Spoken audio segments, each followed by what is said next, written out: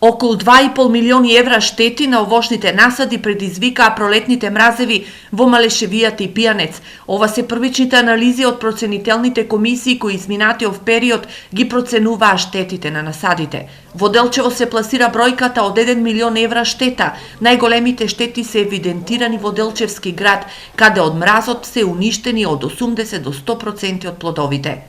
Годинава во село град што ги имам сливите, ги фати мраз, штетата скоро 90%, лани имах таму кога наберано околу 60 тона, сега 50 тона, сега 500 тона. Многу катастрофа. Измрзнаа се и сливи, јаболки се, и ореси, се живо.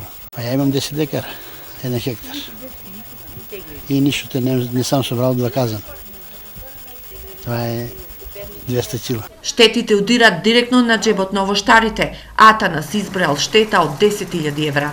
Комисија имаше на терен, задоволни од проценката, ама пари нема. Штетата е во Скопје и таа штета е тука, исто они живеат од тоа таму што го работат и ние од тоа живееме, од тоа очекуваме, од тоа караме годината.